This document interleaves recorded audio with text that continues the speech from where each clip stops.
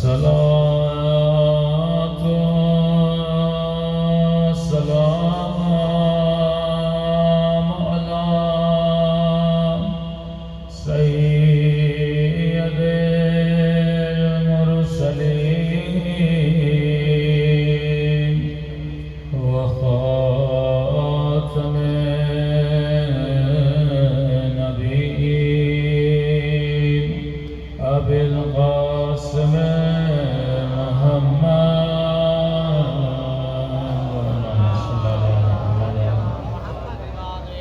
وعلى آله الطيبين الطاهرين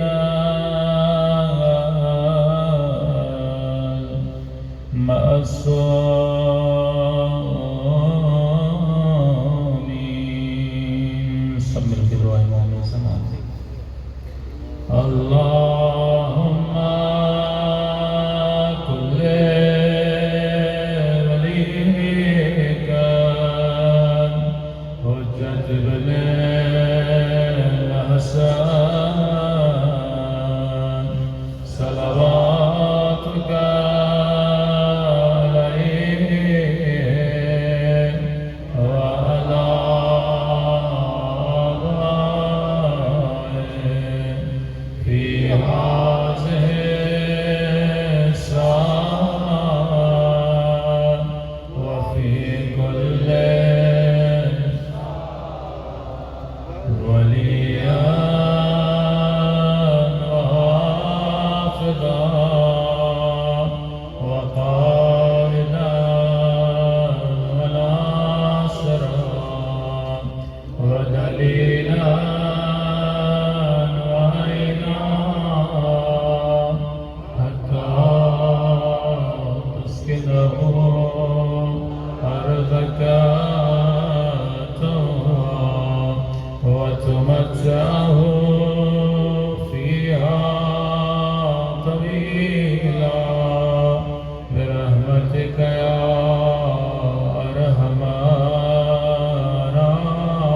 الراحمين صلوات علينا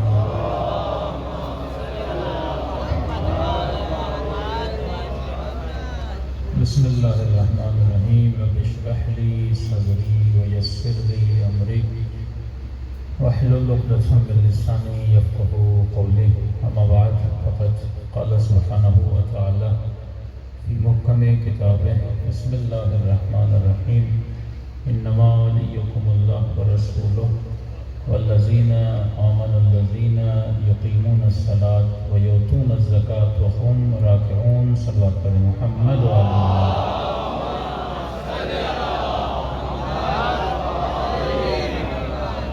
دعا ہے پروردگار عالم ہم سب کی عبادتوں کو اپنی بارگاہ میں قبول فرمائے اور جس مقصد زندگی کی خاطر ان مجالس میں جمع ہوتے ہیں ان مقاصد میں بھی پروردگار عالم ہم سب کو کامیابیاں نصیب فرمائے مسلسل ولایت عملی اور ولایت نظری کے عنوان سے گفتگو ہو رہی ہے کہ انسان تیری پوری زندگی اللہ کی ولایت کے دار و مدار میں گزرتی ہے۔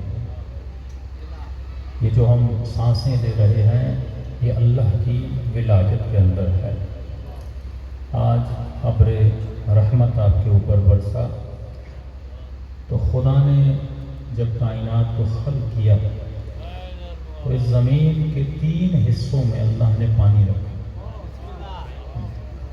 قرآن کہتا ہے الذین یتفکرون فی خلق السماوات والارض، جو اللہ کے با ایمان با عقل بندے ہیں وہ اللہ کی خلقت میں غور و فکر کرتے ہیں، اور اسی غور و فکر میں خدا نے انسان کے لیے ہدایت کے کئی چشمے رکھے ہوئے ہیں۔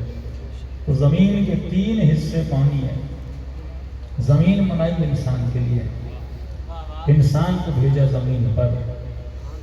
اب اس انسان کو زندہ رہنے کے لیے ضرورت تھی کہ انسان پانی پیے، لیکن جو پانی اللہ نے زمین پہ رکھا تھا سمندروں میں وہ پانی تھا نمکین۔ اس کو نمکین بنانا بھی ضروری تھا، کیونکہ اگر نمکین نہ ہوتا تو اس پانی میں حیات نہ ہوتی، اس کے نمکین ہونے کی وجہ سے سمندر کا پانی ہمیشہ بقا میں رہتا ہے۔ اب لیکن یہ پانی انسان کے کام کا تو نہیں تھا، مچھلیاں رہ لیں، سارے مخلوقات رہ لیں، لیکن انسان کیا کرتا ہے؟ تو انسان کے لیے میٹھا پانی ضروری تھا۔ اب میٹھا پانی بنانے کے لیے اللہ نے پھر ایک اور بہت بڑا نظام بنایا، بادل بنائے، ہوا بنائی، سورج بنایا۔ اب اس پانی کو اوپر لے جانا تھا، لیکن پانی تھا نمکین، نمک ہے وزنی، تو پانی اوپر جائے تو کیسے جائے؟ تو اس کے اوپر سورج کی گرمی ڈالی، وہ پانی بھاپ میں بدلا، نمک نیچے رہ گیا، پانی اوپر چلا گیا۔ پھر کئی سسٹموں کے ذریعے، بادلوں کے ذریعے اس پانی کو قطرات کی صورت میں زمین کے اوپر نازل کیا تاکہ اس کا بندہ ایک گلاس پانی پی سکے۔ اس لیے معصوم فرماتے ہیں یہ سارا جو سلسلہ چل رہا ہے یہ کس کی ولایت کے اندر ہے؟ پروردگار عالم کی ولایت کے اندر ہے۔ تو یہ ہے اللہ کی ولایت، لیکن ایک اور ولایت ہے جو رسول کی ولایت ہے، اور رسول کے بعد اہل بیت رسول کی ولایت ہے۔ ولایت کا خلاصہ کیا جائے کہ اللہ نے مجھے بھی ولایت دی، لیکن وہ الامر بین الامرین والی ولایت ہے، کمپلیٹ ولایت نہیں ہے، مختصر ولایت ہے۔ مثال کے طور پہ ابھی جو میں بات کر رہا ہوں یہ اپنی ولایت کے ذریعے سے بات کر رہا ہوں۔ آپ جو امام بارگاہ تک آئے تو آپ کے قدم کس کی ولایت کے اندر تھے؟ آپ کی ولایت کے اندر تھے۔ آپ چاہو تو سر کو ہلاؤ، چاہو تو ہاتھوں کو اوپر کرو، چاہو تو چلو، چاہو تو چپ ہو جاؤ، چاہو تو آنکھوں کو بند کرو، چاہو تو آنکھوں کو کھولو، تو میرے ساتوں اعضاء کے اوپر میری ولایت ہے، لیکن میرے بدن کے اندر پھر اللہ کی ولایت ہے۔ اس دل کو میں نہیں دھڑکاتا، اس دل کو اللہ دھڑکاتا ہے۔ رگوں میں خون میں نہیں دوڑاتا، یہ اللہ دوڑاتا ہے۔ تو یہ الامر بین الامرین ہے کہ آدھا اختیار اس نے تجھے دیا، آدھا اختیار اس نے اپنے پاس رکھ دیا، کیونکہ پورا اختیار اگر تجھے دیتا تو کبھی بوڑھا ہونا پسند نہ کرتا، تو کبھی موت کو پسند نہ کرتا، تو لہذا اس نے جان کا اختیار، تیرے پوسیدہ ہونے کا اختیار اپنے پاس رکھا۔ اب یہ اختیار اس کے پاس ہے، وہ جسے چاہے جتنی زندگی عطا کرے، جسے چاہے اتنی جلدی زندگی لے لے۔ تو اس کی مرضی ہے مجھے 70 سال زندگی دے، اور اس کی مرضی ہے کہ زہرا کے لال کو 1000 سال سے زیادہ زندگی عطا۔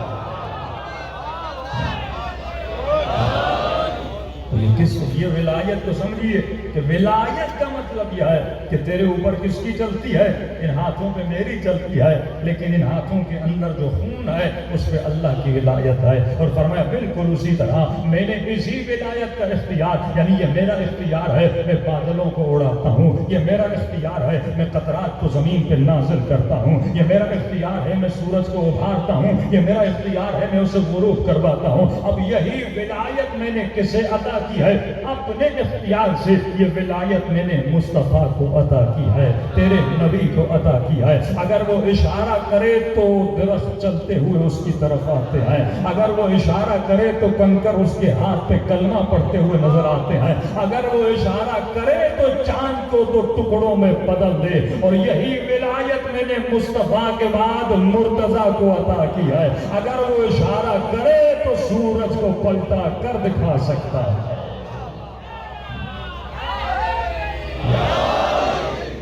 یہ وہ اختیار ولایت تھا جو اللہ نے اہل بیت کو عطا کیا۔ فرمایا اے بندے اگر تو اسی ولایت کے راستے پر چلے گا تو یہی اختیار محدود میں تجھے بھی عطا کر سکتا ہوں۔ ابھی تو صرف تیرا جسم تیری مان رہا ہے، لیکن اگر تو علی کی ولایت پہ صحیح طریقے سے چلے تو روایات میں ہے، احادیث میں ہے، یہ پرندے بھی تیری باتوں کو سنیں گے، یہ چرن بھی تیری باتوں پہ عمل کریں گے. کہ یہ معروف کرخی کا واقعہ سب نے سنا ہوا ہے. امام نہیں ہے, معروف صحابی امام ہے. جب شیعہ جاتے ہیں ہاں معروف ہمیں امام رضا سے ملنا ہے, فرماتے امام رضا آرام فرما رہے ہیں. کام کیا ہے کہ معروف سفر پہ جا رہے ہیں, دریا کا سفر ہے, کشتیوں کا سفر ہے. سنا ہے کہ پانی میں بڑا طغیان ہے, کہیں ایسا نہ ہو اس کی موجیں ہماری کشتی کو ڈبو دیں. تو آئے تھے مولا رضا سے ایک تعویذ لینے کے لیے. معروف نے کہا اگر برا نہ مانو میں تجھے تعویذ لکھ کر دوں. کہ معروف ہمیں تو نجات چاہیے, کہ میں لکھ کر دیتا ہوں. معروف نے تعویذ لکھ کر دیا, انہوں نے اپنے ساتھ رکھا. کہتے ہیں کئی کشتیاں ڈوب گئیں لیکن ہماری کشتی نہیں ڈوبی. جب منزل مقصود تک پہنچے تو ایک مرتبہ کہا دیکھیں تو صحیح کہ معروف نے لکھا کیا ہے. اور جب کاغذ کو کھولا تو لکھا تھا اے دریا تجھے قسم ہے معروف کے سر کی کہ انہیں پریشان نہ کرنا. حالت تعجب میں امام رضا کی خدمت میں آئے. مولا یہ دیکھیے معروف نے کیا لکھا ہے, اسے یہ لکھنا چاہیے تھا اے دریا تجھے قسم ہے علی کی, اے دریا تجھے قسم ہے پنجتن کی, اے دریا تجھے قسم ہے محمد کی, اے دریا تجھے قسم ہے حسین ابن علی کی. لیکن یہ کیا لکھا, اے دریا تجھے قسم ہے معروف کے سر کی. امام نے معروف کو بلایا کہ معروف یہ تو بتا تیرے سر میں ایسا ہے کیا کہ دریا نے ان کو ڈبویا نہیں. کہ مولا دریا کی مجال ہے کہ ان کی کشتیوں کو ڈبوتا. ارے جو سر اتنے سالوں سے رضا کے در کی نوکری کر رہا ہے,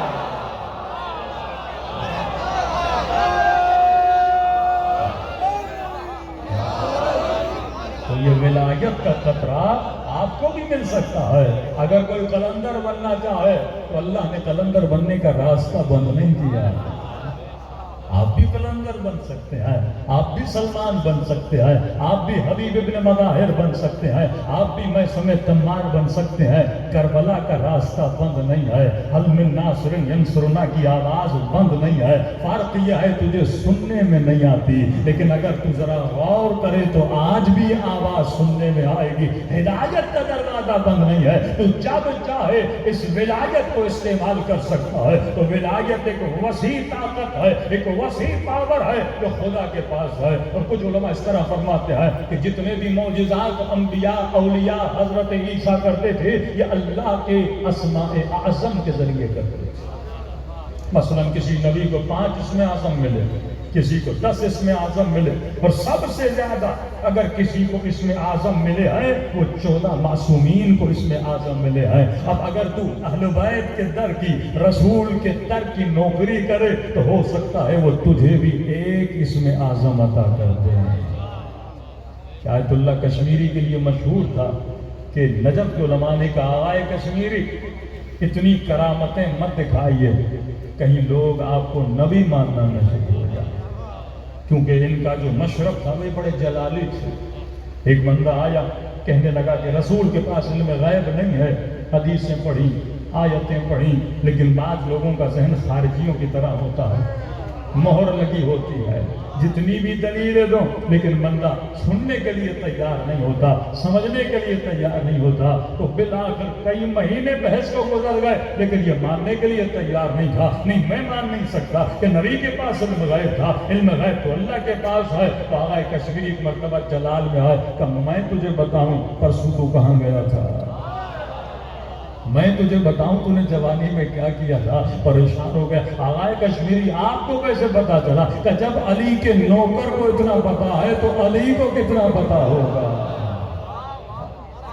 یہ ولایت کی وہ راہیں ہیں جو خدا ہر کسی کو عطا کر سکتا ہے. اور آج یہ ولایت اللہ اگر کسی کے ہاتھ میں ہے تو امام زمانہ عجل اللہ تعالی فرجہ الشریف. صلی اللہ علیہ مولا کی شان. کیونکہ آپ کا دن بھی منسوب ہے امام زمانہ سے. جب بھی ہفتے میں جمعہ آئے تو جمعے کا دن مختص ہے فرزند زہرا سے, امام زمانہ سے. اور جملہ سنیے کیونکہ آج کا زمانہ ہمیشہ یاد رکھے کہ دشمن, کہ میں نے کہا کہ مولا فرماتے ہیں جو صاحب ولایت ہے اس کے اندر ایک صفت ہوتی ہے, کیونکہ اور بھی دن ہیں, صفات کو میں آہستہ آہستہ کر کے بیان کر رہا ہوں. فرمایا علی والے کے اندر صفت رشد ہوتی ہے۔ رشد کا مطلب علی والا عقل مند ہوتا ہے، یہ امام شناس بھی ہوتا ہے، دشمن شناس بھی ہوتا ہے۔ جتنا علی کو جانتا ہے اتنا ہی امیر شام کو جانتا ہے۔ اگر دشمن شناس نہیں، یہ ان قرآنوں کو جنہوں کے نیزے پہ سوار کیا گیا تھا کبھی سمجھ نہیں پائے گا کہ نعرہ حق کا ہے یا نعرہ باطل کا ہے۔ اہل بیت فرماتے ہیں نعروں کو نہ دیکھا کرو، یہ دیکھا کرو مار کون رہا ہے۔ ہمیشہ امت نے یہی دھوکہ کیا ہے۔ ایک بندہ قرآن پڑھ رہا ہے اس کے دھوکے میں آ گئے، ایک بندہ علی علی کر رہا ہے اس کے دھوکے میں آ گئے، ایک بندہ نبی نبی کر رہا ہے اس کے دھوکے میں آ گئے۔ یہ حکمران لوگوں کو کس طرح نچواتے ہیں؟ انہی نعروں کے ذریعے سے نا۔ اب ایک بندے کو پتہ چل جائے، مثال میں آپ کو ایک چھوٹی سی مثال دوں تاکہ آپ سمجھ جائیں۔ ہمارے ایک دوست تھے، کسی ملک میں رہتے تھے، تو انہوں نے سوشل میڈیا کے حوالے سے جملہ کہا مولانا آج مثال کے طور پہ آپ موبائل اٹھاتے ہیں اور مثال کے طور پہ آپ کو قصیدے پسند ہیں یا نوحیں پسند ہیں، مجلسیں پسند ہیں، تو فیس بک آٹومیٹیکلی جو آپ زیادہ دیکھتے ہو وہی چیزیں آپ کو دکھاتا ہے۔ ایسا ہے کہ نہیں؟ مثال کے طور پہ آپ نے 10 منٹ کسی شیر کو دیکھا، جنگل والا شیر، تو اس نے پھر اور شیروں کی ویڈیوز لانا شروع کر دی۔ مطلب یہ آپ کے ذائقے کو پڑھنا شروع کر دیتا ہے، آپ کے ذائقے کو سمجھنا شروع کر دیتا ہے۔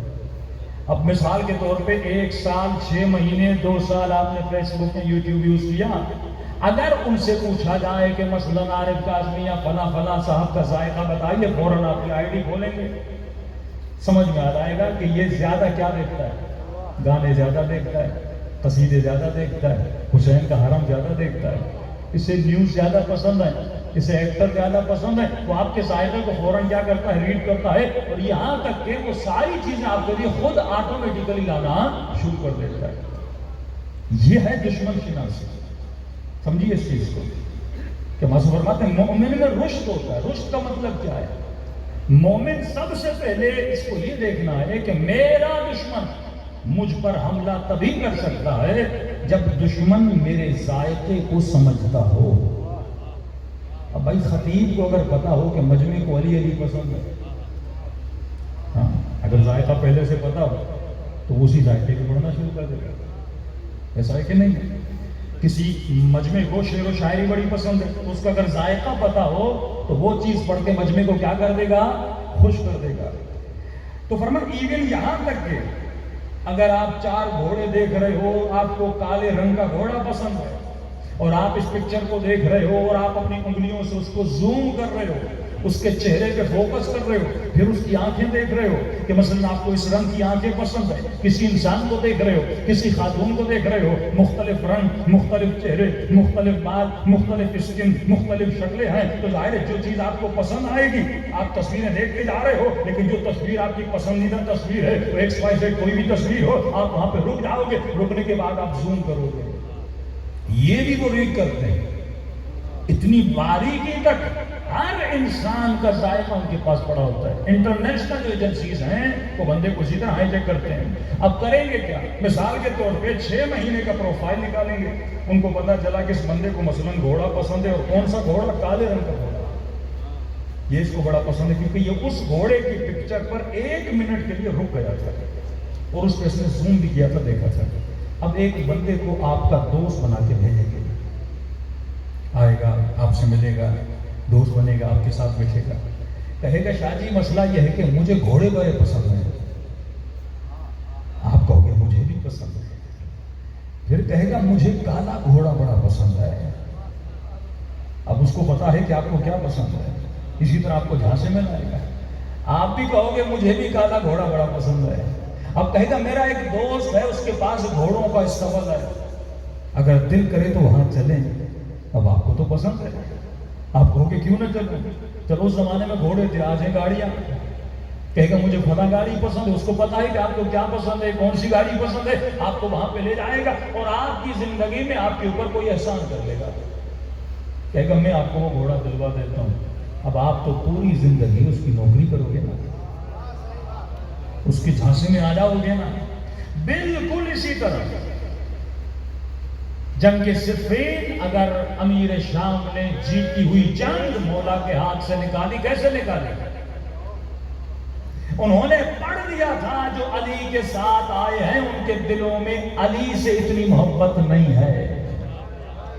ان کے ذہنوں میں ایک نعرہ پہلے سے بٹھا دیا گیا تھا کہ ہمارے لیے حسبنا کتاب اللہ، اللہ کی کتاب کافی ہے. یہ علی سے محبت کم کرتے ہیں، قرآن سے محبت زیادہ کرتے ہیں. انہیں یہ تمیز نہیں ہے کہ باطن قرآن کیا ہے، ظاہر قرآن کیا ہے. انہی کی محبتوں کو عمرو عاص نے جب نیزوں پہ چڑھا دیا اور کہا لا حکم الا اللہ، صرف حکم پروردگار عالم چلے گا، تو سب نے تلواریں علی کے اوپر نکالی. آئے تھے علی کے ساتھ دینے لیکن علی کے مخالفت میں کھڑے ہو گئے. معصوم فرماتے ہیں مؤمن صفت رشد کا مالک. عمار یاسر جانتے تھے، آواز دے کر کہنے لگے یہ نعرہ حق کا ہے پر نیتیں باطل کی ہیں. اب اتنی اسٹڈی کرنے کے بعد دشمن کو یقین کامل ہو چکا کہ جتنے شیعہ ہیں ان کے دلوں میں علی ولی اللہ کی بڑی محبت ہے. جتنا بھی شیعہ ہے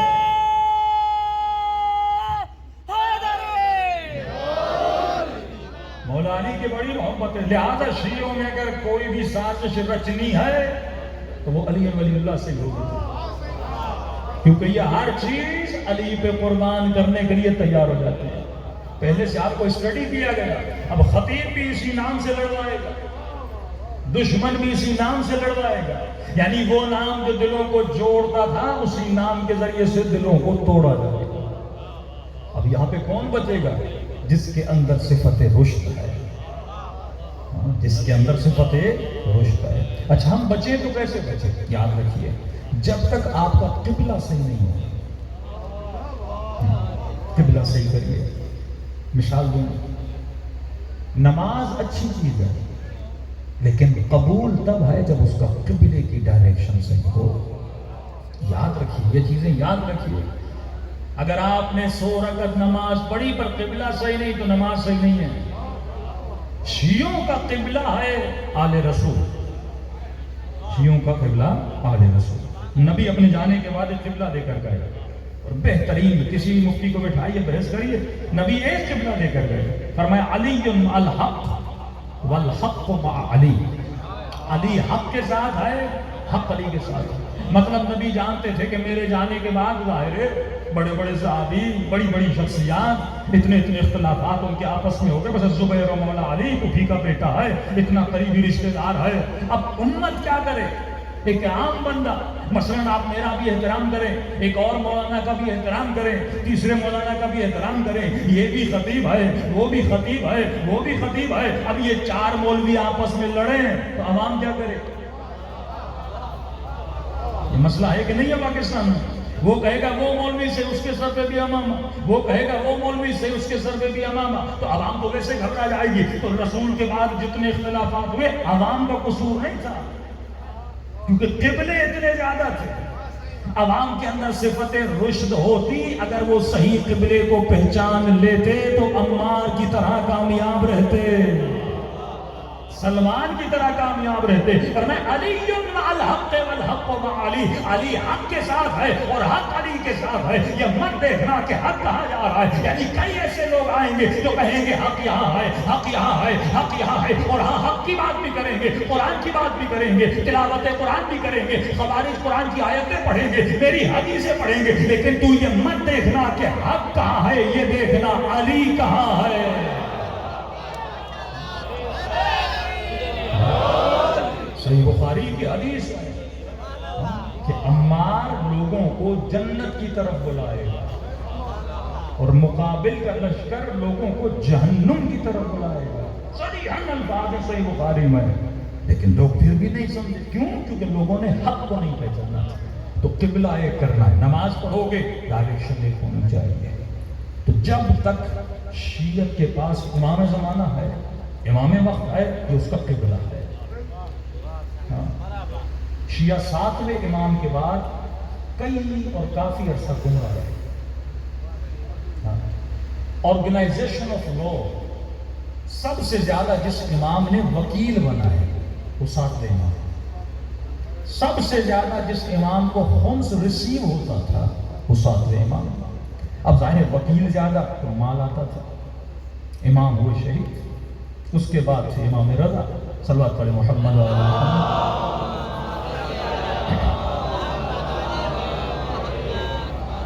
امام رضا کو 40 سال تک خدا نے بیٹے کی اولاد نہ دی. لمبا عرصہ تھا. وکیلوں کے پاس سامان. انہوں نے کہا یہ امام نہیں ہے کیونکہ اس کے پاس بیٹا نہیں ہے. امام ہو تو صاحب نسل ہو, سلسلہ کیسے چلے گا؟ مال کی خاطر امام سے دور ہو گئے. اور کئی لوگ وکیلوں کے پیچھے لگے مثلا تو قبلہ کیا ہو گیا؟ خراب ہو گیا. شش امامی کیوں بنے؟ قبلے کی ڈائریکشن ہٹ گئی. پنج امامی کیوں بنے؟ قبلے کی ڈائریکشن ہٹ گئی. جناب زید بہترین شخصیت جن کی تائید میرے چھوٹے امام نے کی, جن کو شہید بولا گیا, لیکن بہترین شخصیت بھی ہو لیکن تیرا قبلہ اگر غلط ہو. یہ نہیں کہ کربلا اچھی جگہ نہیں ہے. ہاں کربلا بہترین جگہ ہے, نجف بہترین جگہ ہے, لیکن یہ نہیں کہ تجھے نماز کربلا کی طرف رخ کر کے پڑھنا ہے. تجھے نماز نجف کی طرف نہیں, جس قبلے کی طرف کہا گیا اسی قبلے کی طرف نماز پڑھنا ہے. یہ نہیں کہ وہ بہتر ہے تو میں وہاں کروں. قبلہ ایک ہے. جب امام حسن کے ہاتھ میں علم تھا تو اتنے شیعہ مولا حسین کے پاس گئے کہ آپ آئیے ہم آپ کا ساتھ دینا تیار کرتے. امام حسین فرماتے جب تک حسن ہے تو حسین کا قبلہ بھی حسن ہے.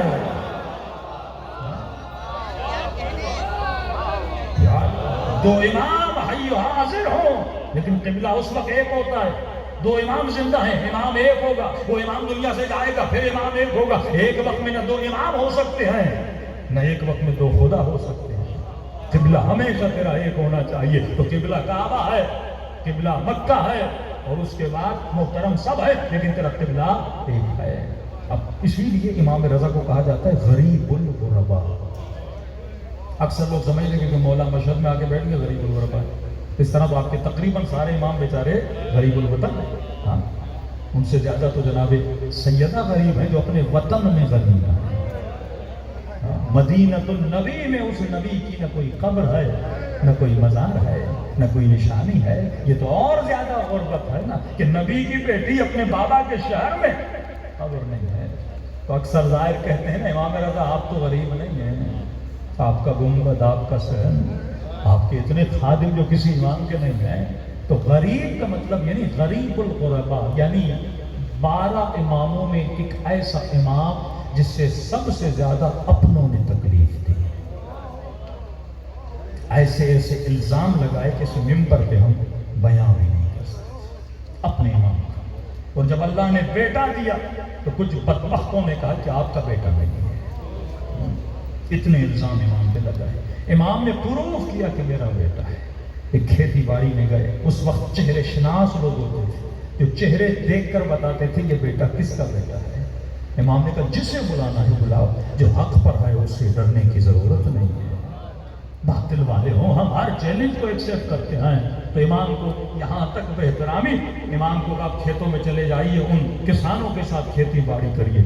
اور امام جواد کو کہا کہ تم بچوں کے ساتھ کھیلو, اور وہ چہرہ شناس سے آیا, اسے بٹھایا, چند منٹ باتیں کی, اس کے بعد اسے بچے دکھائے. یہ 5-6 بچے ہیں, یہ بچہ دیکھو, بتاؤ کہ ہم میں سے یہ کس کا بیٹا ہے. امام کہاں تھے؟ کھیتوں میں, کسانوں کے ساتھ کھیتی باڑی کر رہے تھے تاکہ اس کو پتہ نہ چلے. اس نے ایک مرتبہ مولا جواد کے چہرے کو دیکھا, پھر یہ جو چارپائیوں پہ بیٹھے ہوئے تھے ان کو دیکھا, کہ ان میں سے کوئی نہیں. پھر اس نے کسانوں کو دیکھا, پھر اس نے امام رضا کو دیکھا, کہ خدا کی قسم اگر یہ بچہ کسی کا ہے تو اس کا ہے. اتنی عمر میں جا کر پھر شیعوں نے امام رضا کے ہاتھ پہ کیا کی ہے؟ بیعت کی ہے. تو قبلہ اگر بگڑ جائے تو دشمن کیا کرتا ہے؟ یاد رکھیے سب سے پہلے آپ کی محبت کو چیک کرتا ہے. اس زمانے میں ہمارے کافی مومنوں کے دلوں میں ایک تو مولا علی کی محبت ہے, جس کے آپ نے اختلافات دیکھ لیے, کتنا شیعوں کو لڑایا گیا. کتنی بدنامی ہوئی دنیا کے سامنے کہ شیعہ کو گالی دے، شیعہ کو برا بھلا بولے۔ دوسرا ہمارے دلوں میں کس کی محبت ہے؟ امام زمانہ کی محبت۔ اس کے اوپر بھی کام ہو رہا ہے اور بڑا آہستہ آہستہ ہو رہا ہے، جس کا آپ کو ادراک نہیں ہوگا۔ مثلا مجھے پتا ہے آپ کے دل میں امام زمانہ کی محبت ہے، میں آؤں گا امام زمانہ کی باتیں کروں گا، صرف امام کی باتیں کروں گا، امام کی باتیں کروں گا، امام کی باتیں کروں گا، تو ظاہر ہے آپ مجھ سے کیا ہو جائیں گے؟ انسپائر ہو جائیں گے، اور یہ تو بڑا امام زمانہ کا عاشق ہے، یہ تو بڑا مولا کا ماننے والا ہے۔ تو باتیں کر کر کے پہلے آپ کو اپنے قریب لاؤں گا۔ جب آپ کا مجھ پہ عقیدہ ہو گیا، اب آپ کے عقیدے کو لوٹنا شروع کروں گا، اب آپ کے ایمان کو چوری کرنا شروع کروں گا۔ یہ یاد رکھنا، قرآن جو قصے بتاتا ہے وہ قصے مذاق نہیں ہے۔ وَاعْتَبِرْ يَا أُولِي الْأَلْبَابِ، کہ پہلی کائنات کی خلقت آدم و حوا اگر جنت سے نکالے جاتے ہیں تو کس کے دھوکے میں آئے تھے؟ شیطان کے دھوکے میں۔ شیطان بن کر نہیں گیا تھا، دوست بن کر گیا تھا۔ کربلا کا واقعہ تو بھول گیا؟ عجیب تاریخ کے واقعات ہیں۔ 6-7 ہزار کے مجمع نے جناب مسلم بن عقیل کے ہاتھوں پہ بیعت کی ہے، اور تاریخ لکھتی ہے 40 یا 26 لوگوں کے ساتھ ابن زیاد کوفے میں داخل ہوا۔ کتنے لوگ تھے؟ کچھ کہتے ہیں 26، کچھ کہتے ہیں 40۔ اتنے لوگوں کے ساتھ داخل ہوا، بڑا لشکر لے کر نہیں گیا۔ جیتا کیسے؟ پہلی بات، اسے کوفے میں انٹری کیسے ملی؟ جبکہ پورے کوفے میں مسلم بن عقیل ہیں، بیعت کر چکے ہیں، سارے کوفی جناب مسلم کے ساتھ ہیں، مولا حسین کے منتظر ہے۔ ابن زیاد کھڑا ہوا، اس نے کہا کوفے کا ماحول لے کر آؤ، کہا امیر پورا کوفہ حسین کا منتظر ہے۔ سارے کوفیوں کے دلوں میں اس وقت اگر کسی کا راج ہے تو حسین ابن علی کا ہے۔ تو کہا میں کو امیر کیسے جاؤ کہ سارے حسین کا منتظر ہے، تجھے دیکھیں تو کچا جما دیں، یہ کوفی تیرے ٹکڑے ٹکڑے کر دے، تو کیسے داخل ہو جائے گا؟ کہا میں زیاد بن کے نہیں جاؤں گا، میں حسین بن کے جاؤں گا۔ اور وہ کوفی جو حسین کے منتظر تھے، اس نے لباس امام حسین والا پہنا، حلیہ امام حسین والا بنایا، چہرے پہ نقاب لگایا۔ کہتے ہیں جس طرح مدینے والوں نے رسول کا استقبال کیا تھا نا جب مکے سے گئے تھے، اسی طرح کوفیوں نے زیاد کا استقبال کیا کہ حسین آ گئے، حسین آ گئے، حسین آ گئے۔ وہ کس کا دھوکہ کھا گئے؟ اس کے ظاہر کا دھوکہ کھا کر حسین کے قاتل بن گئے۔ اسی طرح دشمن تجھے استعمال کرتا ہے، پہلے تیری محبتوں کو پرکھتا ہے، پھر اسی محبت کو استعمال کرتا ہے۔ لیکن مومن کا قبلہ ہے نا، اصل ڈائریکشن صحیح ہو تو بندہ صحیح ہے۔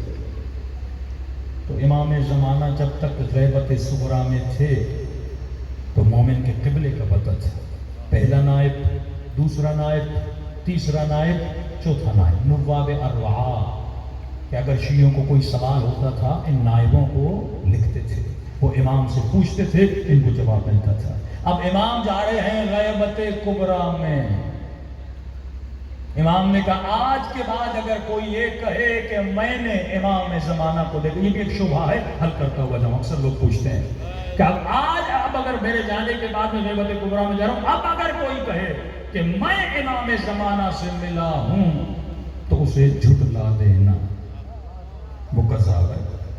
تو ایک تو شبہ اکثر جوان کہتے مولانا یہ جو امام زمانہ کے اتنے واقعات ہیں پھر ان کا کیا ہوگا؟ ہر چیز کو پس منظر میں دیکھا کہ امام نے کس پس منظر میں کہا کہ میں جا رہا ہوں غیبت کبریٰ میں، میرے نائبوں کا کام تھا فقہی شرعی سوالات کا تمہیں جواب دینا، نماز کا مسئلہ، روزے کا مسئلہ، نکاح کا مسئلہ، حج کا مسئلہ، عرس کا مسئلہ، جتنے شرعی مسائل ہیں تو میرے نائب کو خط لکھتے تھے، نائب جواب دیتا تھا۔ آج کے بعد اگر تم کسی سے مسئلہ پوچھو اور وہ یہ کہے کہ میں امام زمانہ سے ملا ہوں اور مولا نے جواب دیا ہے، اسے جھٹلا دینا، کیونکہ آج کے بعد میرا کوئی نائب خاص نہیں ہے، میرے نائب چار تھے۔ کیوں؟ اگر امام اتنا سخت نہ بولتے تو مولا کی غیبت کبریٰ میں جانے کے بعد ہر مولوی نکلتا، ہر بندہ نکلتا، کئی نکلے بھی پھر یہ کہتے رہے کہ ہمارے امام زمانہ سے رابطہ ہے، اب مولا نے کہا نماز ایسے پڑھو، مولا نے کہا روزہ ایسے رکھو، مولا نے کہا حج ایسے کرو، تو اس طرح شریعت بکھر جائے گی۔ ہر بندہ گھر سے اٹھے گا اور خوابوں کے ذریعے سے شریعت کو بنانا شروع کرے گا۔ شریعت خوابوں پہ نہیں چلتی، اصولوں پہ چلتی ہے۔ پہلی چیز، اب امام چلے گئے نواب اربعہ چلے گئے، اب میرا قبلہ کہاں پر ہو؟ کیا شیعت کو لوارث چھوڑ کر جائیں گے؟ کیا اس کا کوئی قبلہ نہیں ہوگا؟ تو فرمایا وللعوام میں جاتے جاتے شیخ صدوق وللعوام میں عوام پر واجب ہے کہ میری غیبت کبریٰ میں ایک ایسے شخص کی تقلید کریں صائناً لنفسہ، جو متقی ہو، جو پرہیزگار ہو، جو دنیا دار نہ ہو، جو شہرت طلب نہ ہو، جو مال طلب نہ ہو، جس میں حب ذات نہ ہو، جو متقی اور پرہیزگار ہو اور ہمارے علوم اخبار میں مہارت بھی رکھتا ہو، ان پڑھ نہ ہو۔ کسی ایسے ویسے ذاکر کے پیچھے نہ لگنا جیسے قرآن ہی پڑھنا نہیں آتا۔ ہمارے اخبار میں یعنی ہماری روایات میں کیا ہو؟ ماہر ہو۔ یہ امام نے تجھے قبلہ دیا، کیا دی؟ ڈائریکشن دی۔ اب شیعہ کتنی بھی عبادتیں کرے لیکن اگر اس کی ڈائریکشن صحیح نہیں ہے تو کوئی عبادت قبول نہیں ہے۔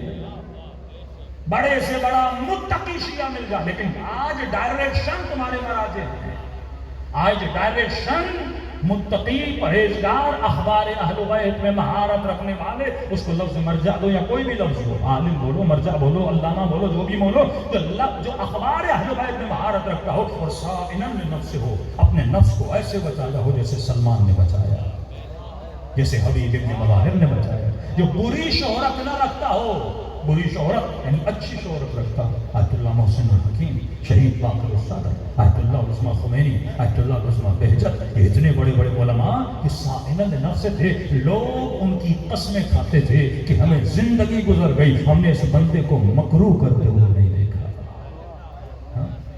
یہ شیعت کی ڈائریکشن بنی۔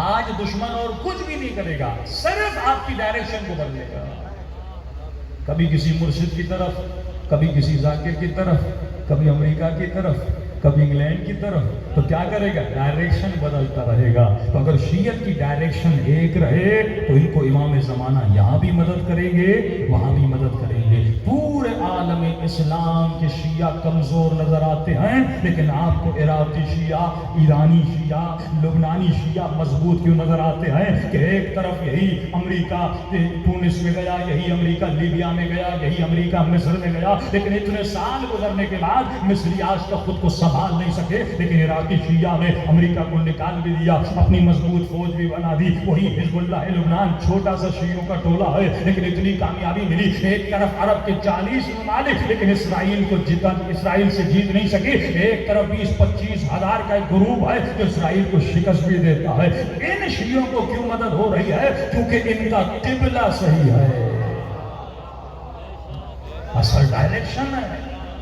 یہ موٹی موٹی باتیں ہیں جو انسان کو سوچنی چاہیے۔ ڈائریکشن اگر صحیح نہیں تو کبھی بھی جنگ صفین کا ماحول ہو سکتا ہے اور تمہیں گمراہ کروایا جا سکتا ہے، اور کس ذریعے سے یہی دیکھا جائے گا تیرے دلوں میں محبت کس چیز کی ہے۔ تو کئی نام نہیں لینا چاہوں گا، لیکن یہ اسپیشلی امام زمانہ کے حوالے سے پنجاب میں کافی ایسے درگاہیں بنی، جگہیں بنی جہاں پہ سادہ لوگ، ہمیشہ جو سادی عوام ہوتی ہے نا وہ بہت جلدی جھانسے میں آتی ہے، اور عوام میں بھی جو خواتین کا مجموعہ ہوتا ہے وہ تو جلدی جھانسے میں آ جاتی ہے نا۔ خاتون کو اس لیے اللہ نے بھی نبی کی بیویوں کو کہا، نبی کی بیویوں کو کہا کہ تمہارے لیے بہتر یہ ہے کہ تم اپنے گھروں کے اندر رہو۔ ہاں، نبی کی بیوی کو جب خدا یہ کہے تو اس کے قرآن کی آیت ہے نا کہ وہ گھروں کے اندر رہے، تو تصور کریں عورت جب باہر نکلتی ہے تو فساد ہوتا ہے، کیونکہ اس کا وجود فل آف ایموشن ہے، جذباتی بڑی ہے۔ ہاں، جب یہ جذبات میں آتی ہے تو نئی شریعت خود بنا لیتی ہے۔ ہاں، ایک عورت کو ایک تعویذ کے ذریعے سے مرید بنا سکتے، بڑا سمپل ہے ایک تعویذ۔ ہاں، یہ جتنے چکر ہیں تعویذوں کے، ایک تعویذ کے ذریعے وہ مرید بن جاتی ہے، اور ایک تعویذ جو خدا نہ خواستہ اس کا اثر ہو جائے تو تمہیں کسی بھی پبلسٹی کمپنی کی ضرورت ہی نہیں، پورے شہر میں یہ تجھے خود مشہور کر دے گی۔ تو سب سے زیادہ یہ کام کس پہ کرتے ہیں؟ عورتوں پہ، دوسرا جوانوں پہ۔ جوان بھی ایموشنل ہوتا ہے نا، جذباتی ہوتا ہے. ہاں آنسو فرماتے ہیں ہاں یہ عمر جذبات کی ہے نا، لیکن علی والا جوش میں بھی ہوش رکھتا ہے. ہمیشہ کہتا ہوں علی والا ٹین کے ڈبے کی طرح نہیں ہوتا، جلدی گرم اور جلدی ٹھنڈا. ہاں ہوش والا ہوتا ہے. مولا فرماتے پہلے سمجھ، فتنے کو سمجھ پھر آگے بڑھ. کہیں ایسا نہ ہو تو بڑی سازش کا حصہ بن جائے. ایک ایجنٹ وہ ہوتا ہے جو پے ایجنٹ ہے، پیسے دے کے اس سے کام کروایا جاتا ہے، لیکن عوام فری کے ایجنٹ ہوتی ہے، پیسے دینے کی ضرورت نہیں ہوتی انہیں. بس مولا فرماتے ہیں نا لوگوں کی مثال جو بلاغا میں، لوگوں کی مثال بھیڑ بکریوں کی طرح ہے. چرواہا سیٹی بجاتا ہے، یہ دوڑتی ہوئی آتی ہے. اسی طرح لوگ ہیں، بس ایک نام سنا، ایک سیٹی سنی، ایک نعرہ سنا، یہ دوڑتے ہوئے جاتے. جنگ صفین میں کیا ہوا؟ ایک نعرہ لگا، سارے علی کو چھوڑ کے گئے. مولا فرماتے علی والے عقل مند ہوتے ہیں، ہوشیار ہوتے ہیں، یہ سیٹیوں پہ ناچتے نہیں ہیں، یہ اپنے امام کے قول کو سمجھتے ہیں، یہ باریکیوں کو سمجھتے ہیں کہ دشمن سب سے زیادہ اٹیک شیعت کے مرکز پہ کر رہا ہے اور اس قبلے پہ کر رہا ہے. یہ قبلہ آپ کو مضبوط ترین قبلہ ہے. شہید ایران میں قاسم سلیمانی ایک محفل میں بہت جملہ انہوں نے پڑھا کر. اچھا یہ دیکھیے کہ کئی لوگوں نے اٹلی سے، یورپ سے فون کیا جب یہ شہید ہوئے، غالباً ایام فاطمیہ کے دن تھے، تو ایسے لوگوں نے فون کیا کہ مولانا ہم اس کو جانتے ہی نہیں تھے، کبھی دیکھا بھی نہیں تھا، لیکن جب سے ان کی شہادت کی خبر سنی ہے ہم روئے جا رہے ہیں، روئے جا رہے ہیں. خامنئی کا مشہور جملہ تھا کہ اللہ شہید کے لیے فرماتا ہے جب شہید اللہ کی محبت میں اپنا سب کچھ قربان کرتا ہے، خدا اس کی محبت لوگوں کے دلوں میں ڈال دیتا ہے. کئی لوگ ملے، ایک بندہ نہیں، ایک بندے کا تو فون نہیں آیا نا. ایسے ایسے لوگ کہ ہم جانتے ہی نہیں تھے، لیکن کہ جب بھی شہید کی ویڈیو دیکھتے ہیں، اس کی مسکراہٹ دیکھتے ہیں تو رونے شروع ہو جاتے ہیں. یہ شہید ایک محفل میں بیٹھے تھے اور لوگوں کو کہنے لگے لوگوں وہ وقت یاد کرو کہ جب آل سعود نے حملہ کیا کربلا پہ. لوگ جانتے ہیں دیواروں کو گرایا، حرموں کو گرایا، گولیاں چلائیں، ایسے ایسے واقعات، حل چلائے، یہاں تک کہ اس بیل کو اتنا مارا اس کا بدن خون سے چھلنی ہو گیا، لیکن وہ حسین کی قبر پہ نہیں گیا. کب وہ وقت بھی تم لوگوں کو پتا ہے؟ سوال کہ یہ بتاؤ کہ اس زمانے میں شیعہ نہیں تھے؟ تھے. پھر کیوں حسین کی قبر کو نہ بچائے؟ کہ جب آپ ماہ شوال میں جنت البقیع کو آل سعود نے ڈھایا، روزہ تھا، زری تھی، کہ پورے عالم اسلام میں شیعہ نہیں تھے؟ شیعہ تھے. پھر کیوں امام حسن، امام زین العابدین، امام محمد باقر، چھٹے امام جناب سیدہ، ان کی قبروں کو کیوں نہیں بچایا ان لوگوں نے؟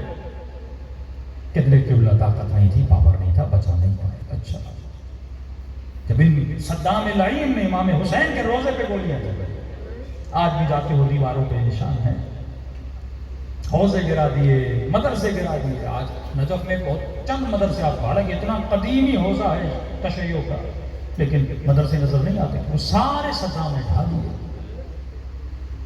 کہ اس وقت کیا نجف میں مجتہد نہیں تھے، مرجع نہیں تھے؟ پھر حسین کے روزے کو بچا کیوں نہیں سکے؟ لوگ خاموش تھے. انہوں نے کہا آج شیعت میں ایسا کیا ہے کہ دنیا کی مضبوط ترین فورس بنائی گئی داعش کے نام سے، جبہت النصرہ کے نام سے. ایک طرف اردن، دوسری طرف ترکی. ان کی ٹریننگ ہوتی تھی، ترکی میں ٹریننگ ہوتی تھی، اردن پیسے دیتا تھا، سعودی عرب کا مال تھا، امریکہ بیک پہ تھا. ماڈرن ترین اسلحہ، ایسے ایسے میزائل جو انسان کے بلڈ کو چیک کر کے لگتے تھے، یعنی بندہ بھاگ نہ سکے. میزائل بلڈ کو سمجھو سونگتا ہے، بندہ کہیں بھی بھاگے جا کے اس کو لگتا تھا، کیونکہ وہ بلڈ کو شناسائی کرتا تھا اور ریکگنائز کر کے اس بندے کو جا کے لگتا تھا. ایسے میزائل ان کے پاس، ایسی ٹینکیں ان کے پاس، ایسا اسلحہ جس کا تصور تم نہیں کر سکتے. جہازوں سے اوپر سے اسلحہ نیچے پھینکا جاتا تھا، اور تمام تر قوت اور طاقت کے ساتھ یہ آگے بڑھے کہ سیدہ زینب کے روزے کو گرانا ہے. تاریخ میں ایسی مضبوط فوج نہ بنی تھی نہ کسی نے سوچی تھی، جس کو اتنا پاور چچن سے مختلف جگہوں سے لوگوں کو ایکسپورٹ کیا گیا کہ جاؤ اور جا کر دختر علی کا روزہ گراؤ، اور وہاں نہیں، کیا تمہیں یاد نہیں وہ موصل میں ان ہوئے 8 گھنٹے میں عراقی فوجی اپنے اڈے چھوڑ کے بھاگ گئے، ودن 8 آورز رات میں آئے اور صبح کو 6 کلومیٹر کی دوری پر تھے، حرمین عسکریہ 6 کلومیٹر کے لیے، اگر پہنچ جاتے ایک قبر کا نام و نشان نہ رہتا ہے۔ کہ آج کیا ہوا کہ تمام تر طاقت کے باوجود وہ زینب کے روزے کو گرا نہ سکے۔ سوچو، فکر کرو، آج کیا ہوا کہ جب یہ ساری فوجیں کہ ایک 40 گزرا تھا، جس وقت انہوں نے کربلا کے اطراف کے جتنے گھر تھے، یہ چیزیں پڑھا کریں، اسٹڈی کیا کریں، دشمن کس طرح ورک کرتا ہے۔ ایک ایک گھر کو انہوں نے کرائے پہ لے لیا تھا کہ 40 پہ جب یہ شیعہ آتے ہیں، اس وقت 17 ملین 16 ملین لوگ آتے تھے، 12 ملین 17 ملین، تو انہوں نے یہی کہا کہ یہ لوگ جیسے ان ہوں گے 40 میں، تو یہ تو اچھا موقع، اتنے شیعہ ایک جگہ پہ مل جائیں، ہم ساروں کو مار دیں گے۔ اور جتنے گھر تھے کربلا کے اطراف کے انہوں نے کرائے پہ لے لیے۔ عراقیز نے انفارم کر دیا ایران کو کہ بھئی یہ حالات ہے، تم اپنے لوگوں کو روک سکتے ہو اور وہیں پہ آنے کے لیے تو روک۔ انہوں نے کہا ہم کیسے روکیں گے ملینز آف پیپل کو اور وہیں پہ آنے، اور یہ اس لیے روکیں کہ کیونکہ تمہیں جان کا خطرہ ہے، شیعہ تو پہلے ہی نہیں کرتا، یہ کیسے روک جائے گا حسین کی زیارت میں نہ جائے، اور یہی بولا جائے کیونکہ تجھے خطرہ ہے، یہ تو ان خطروں کو مول لیتے، ہم کیسے روکیں۔ تو اس وقت شہید قاسم سلیمانی نے ایک فون کال کیا تھا سعودی عرب، اور بس ایک میسج دیا تھا، اگر 40 پہ ایک بھی زائر حسین کا خون کا قطرہ بھی گرا، اگر 40 میں ایک بھی زائر حسین کا خون کا قطرہ بھی گرا، تو ہم شیعہ نماز ظہر عاشور جنت البقیع میں آ کر پڑھیں گے۔ وہ سمجھ گئے، اس وقت وہ سارے گھر خالی ہوئے اور ایک بھی زائر کو ایک آنچ نہیں آئی۔ سوال وہیں کا وہیں ہے کہ حملے پہلے بھی ہوئے، قبریں پہلے بھی ڈھائی گئی، لیکن آج تمہارے پاس ایسی کون سی طاقت ہے کہ جس کی وجہ سے یہ تمام تر زور لگانے کے بعد بھی جناب سیدہ زینب سلام اللہ علیہ کا روزہ نہ گرا سکے۔ آج تیرے روزے محفوظ ہیں، 27 ملین لوگ جاتے ہو حفاظت میں آتے ہیں، کہ بس فرق یہ ہے کہ پہلے تیرے پاس مجتہد تھا پر ولی فقیہ نہیں تھا۔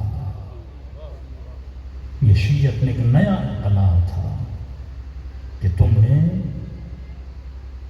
کسی علی کے چاہنے والے کو حاکم بنایا، حکومتیں پاور دیتی ہیں۔ ایک آیت اللہ سستانی جب ہارٹ کا آپریشن ہوتا ہے، آپ کو پتا کہ نہیں پتا، مقتدیٰ صدر کی فوجیں حرم امیر المومنین کے اندر تھیں، چاروں اطراف سے امریکن فوجی تھے، مدرسوں میں طالب علم نہیں، مقتدیٰ صدر کے سپاہی رہتے تھے، کئی لوگ وہاں پہ مر گئے، ان کو بھی خنجر لگا، یہ بھی زخمی ہوئے۔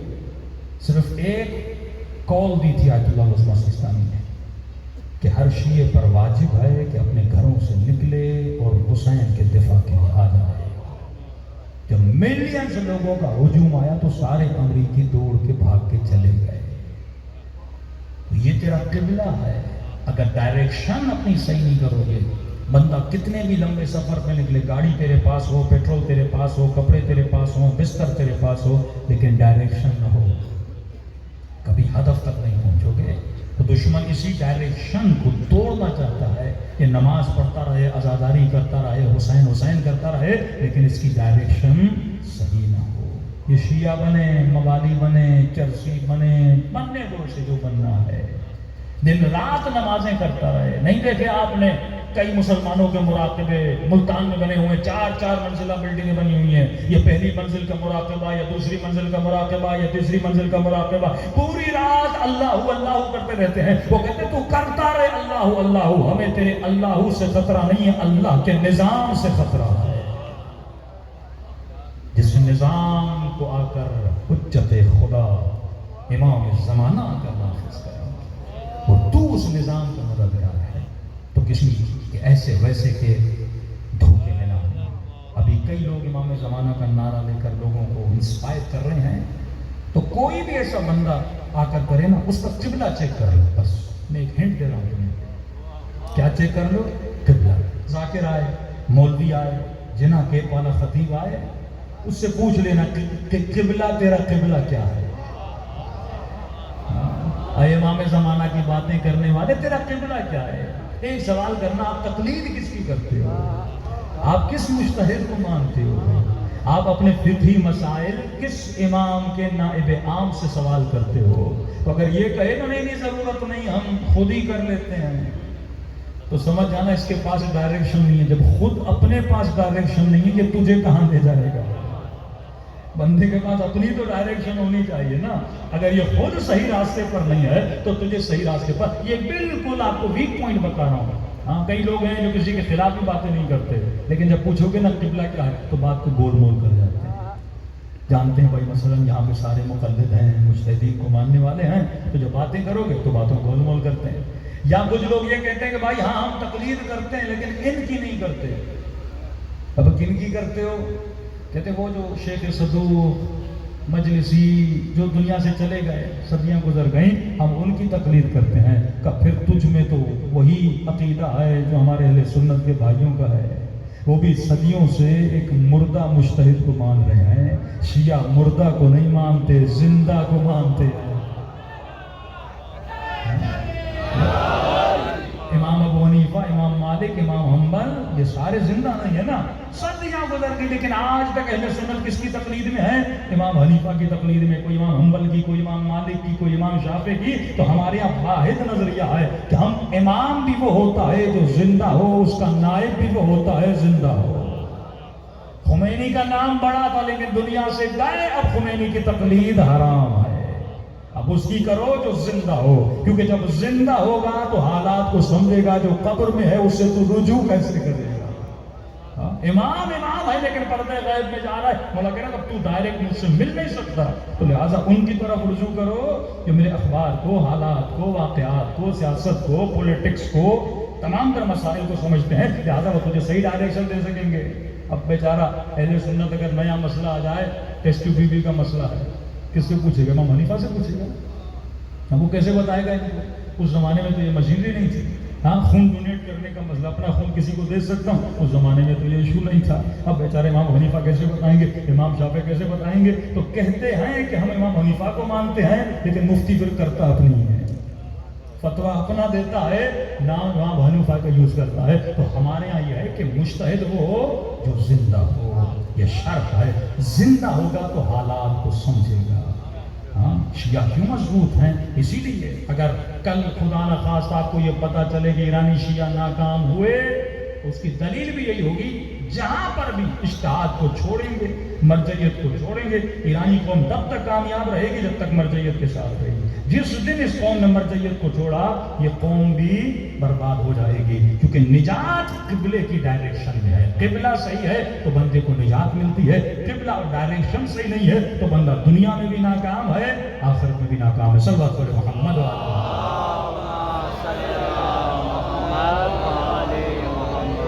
اس کی زندہ مثال ہے آذربائیجان چلے جائے، 90-80% پورا ملک شیعہ، پورا ملک۔ یہ آذربائیجان آزادی بولنے والے، پہلے ایران کا حصہ تھا، پھر اس پہ کمیونزم اور رشیا سوویت یونین کا قبضہ ہوا، ایران سے جدا کی۔ یعنی آج آذربائیجان میں آپ آزادی سے امام حسین کا جلوس نہیں نکال سکتے، شیعہ کنٹری، اکثریت شیعہ، لیکن نظام سیکولرزم کا نظام ہے۔ شیعہ لڑکیاں شراب پیتی ہیں، گناہوں میں مبتلا ہے، آپ کو لگے گا ہی نہیں یہ شیعہ ملک ہے، جس طرح ترکی لگتا ہی نہیں ہے کہ مسلم کنٹری ہے۔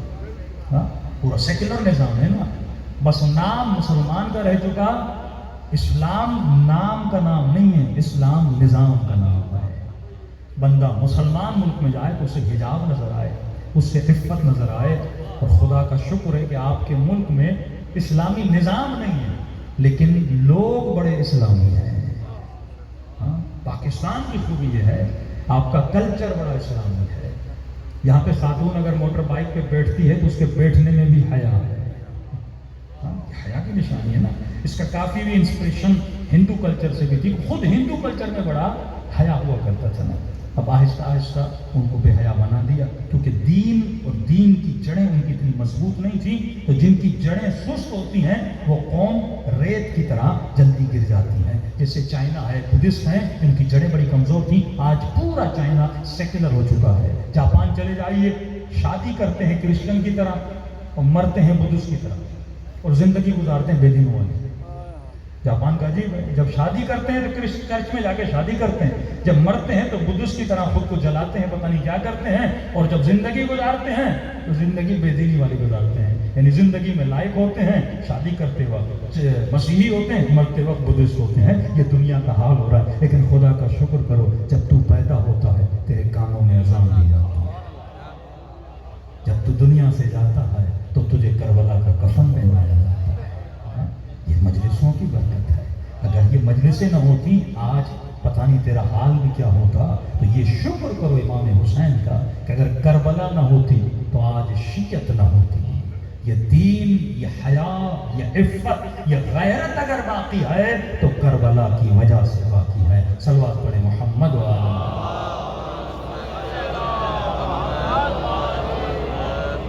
خدا را مجلسوں کو کلچر نہ بناؤ. مجلسیں عبادت کا نام ہے، مجلسیں سسٹم کا نام ہے. جب رسم ہوگی تو ذہن یہ ہوگا 1 گھنٹہ جاؤں گا سن کے چلا جاؤں گا، لیکن جب نظام کے طور پہ مجلس سننے آؤ گے تو کچھ لے کر جاؤ گے، اپنے وجود میں تبدیلی پا کر جاؤ گے. فرمایا ایشی و یاد رکھنا کہ تیرا امام زندہ ہے، تو لاوارث نہیں ہے، تیرا وارث زندہ ہے. اکثر جوانوں کو کہتا ہوں عشق ہے نا امام زمانہ سے، تو عشق کا مطلب یہ نہیں تو جگہ جگہ امام کا ذکر کرے، نہیں. عشق کا مطلب یہ ہے کہ جو ڈائریکشنز امام نے دی ہیں ان کو فالو کرے. وہ ڈائریکشن، مین ڈائریکشن میں نے آپ کو بتا دی. اگر اس مجمع میں کوئی تقلید نہیں کرتا، اجتہاد سے آشنا ہی نہیں ہے، تو آج توبہ کرے اور کل جا کے امام سے تجدید عہد کرے کہ مولا وللعوام ان یقلدوا. عوام کے لیے ہے کہ کیا کریں، ہمارے جانے کے بعد کسی عالم کو، مجھ کو نہیں، عالم کو جو اخبار اہل بیت کو جانتا ہو، علم اخبار روایات کو اچھے طریقے سے پرکھنا جانتا ہو، صادق کو امین ہو. اب آسان سی مثال ہو، کسی خاتون نے فون کیا، اچھا اس پہ بھی بڑا لوگ گمراہ کرتے ہیں. ایک پاکستان کا مشہور نوحہ، جب اس سے پوچھا گیا کہ آپ تقلید کس کی کرتے ہو تو وہ کہنے لگا میں غازی عباس کی تقلید کرتا ہوں. یہ مشہور نوح خان کی جہالت ہے. اب اس سے پوچھو جب فقہی مسئلہ آئے گا تو کس سے پوچھو گے؟ پوچھا اس سے، آپ کو جب کوئی شرعی فقہی مسئلہ آتا ہے کس سے پوچھتے ہو؟ غازی عباس سے پوچھتا ہوں. اچھا کس طرح غازی عباس جواب دیتے ہیں؟ کہ غازی قلم کے سامنے جاتا ہوں، ہاتھوں کو جوڑ کے کھڑا ہو جاتا ہوں، غازی جواب دے دیتے ہیں. تو میں نے کہا بھائی تو اتنا نیک کہ تجھے غازی جواب دیتے ہیں، یہ لوگ کیا کریں؟ ہاں بھائی، سارے لوگ تو اتنے تقویٰ کے مقام پہ نہیں ہیں کہ غازی عباس سب سے باتیں کریں. کوئی بندہ بیچارہ ایک دن نماز پڑھتا ہے. ہاں عوام تو اکثر یہ تھے سارے متقی ہوں، مختلف گناہوں میں، مختلف نجاستوں میں. اب ان کو باپ مر گیا، اس کو اپنا ارث تقسیم کرنا ہے، بہن کو حق دینا ہے، بھائی کو حق دینا ہے، بندے نے شادی کی، نکاح کا مسئلہ ہے، حج پہ جا ہے، طواف کا مسئلہ ہے، یہ کس سے پوچھے گا؟ تو اہل بیت جب قانون دیتے ہیں، قانون کلی دیتے ہیں، سلوشن ہوتا ہے تو پورا سلوشن ہوتا ہے. یہ نہیں کہ تو غازی عباس سے ملتا ہے میں تو نہیں ملتا. تو لوگوں کی محبتوں کو مس یوز کیا جاتا ہے. ہم کس کی تقلید کرتے ہیں؟ امام زمانہ کی تقلید کرتے ہیں. اچھا تو امام زمانہ کی تقلید کرتا ہے، مطلب تو امام زمانہ سے ملتا ہے، تو مولا سے مسئلے پوچھتا ہے. ہم کیا کریں؟ کیا چھوٹی چھوٹی بات کے لیے کیا تمہیں کوئی ایڈریس پتا ہے، کوئی فون نمبر تجھے پتا ہے تو امام زمانہ سے رابطہ کرتا ہے؟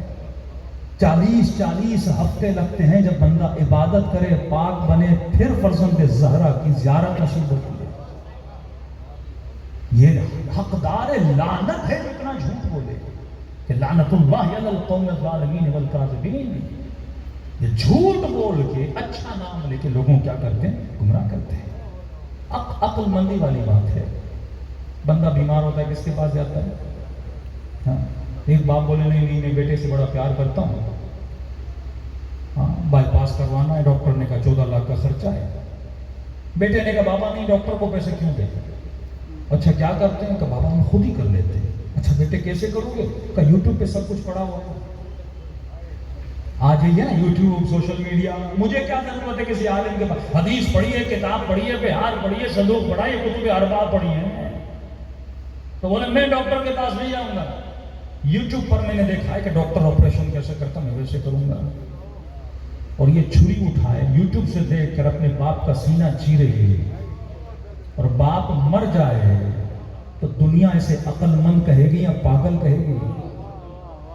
تو یہ چلتے پھرتے پاگل ہیں کہ ایک مجتہد کو 25 سال لگتے ہیں یہ تمام تر علوم حاصل کرنے میں, اور یہ میٹرک پاس بولتا ہے میں تجھے سب کچھ بتا دیتا ہوں. تو بندہ سوچے تو صحیح. اسی لیے امام خمینی کہتے ہیں کہ علم بھی کبھی کبھی انسان کو گمراہ کرتا ہے. شیطان جاہل نہیں تھا, عالم تھا, لیکن ایسا عالم تھا جس نے اپنا تزکیہ نہیں کیا تھا. کہا حبیب وَيُزَكِّيهِمْ وَيُعَلِّمُهُمُ الْكِتَابَ, پہلے ان کا تزکیہ کرو پھر ان کو علم دو. بغیر تزکیے, بغیر صفات اخلاقی اور حسنہ پائے ہوئے بندہ چلے گا تو گمراہ ہو جائے گا. اچھا بالکل آسان کر کے بتاؤں تاکہ ان تمام تر جاہلوں کی باتوں سے آپ آزاد ہو جائیں. کسی خاتون نے فون کیا کہ مولانا, خاتون کو سمجھانا سمجھتے ہیں بڑی بات ہوتی ہے, کہ مولانا تقلید کیا ہوتی ہے؟ میں نے کہا ایک بات بتاؤ, اگر تمہارے شوہر کو کوئی کھانا پسند ہو اور تجھے پکانا نہ آئے, کیا کرو گے؟ مثلا شوہر نے کہا کہ آج مجھے سندھی پلاؤ کھلاؤ اور تجھے بنانا نہیں آتا, تو کیا کرو گی؟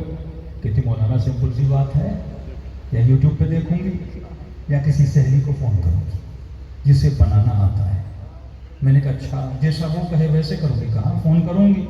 اچھا وہ کیا مثلا کہے پہلے تیل ڈالو, پیاز ڈالو, یہ کرو وہ کرو, کہو بہو اسے فالو کروں گی. میں نے کہا اسی کو تقلید کہتے ہیں. سمپل اسی کو تقلید کہتے ہیں. جو چیز تجھے نہیں آتی اس سے پوچھو جسے آتی ہے. اگر سالن بنانا بھی کسی ایسی سے پوچھو گی نا جسے نہیں آتا تو شوہر کے جوتے بھی کھاؤ گی, پیسہ بھی ضائع کرو گی, ذائقہ بھی اسراف ہو جائے گا, کھانا بھی صحیح سے نہیں بنے گا. تو ایک چھوٹی سی دیگ اگر باورچی غلط مل جائے تو دیگ خراب ہو جاتی ہے. تو دین اگر کسی آدھے والے سے پوچھو گے تو تیرے دین کا بھی ستیہ ناش ہو.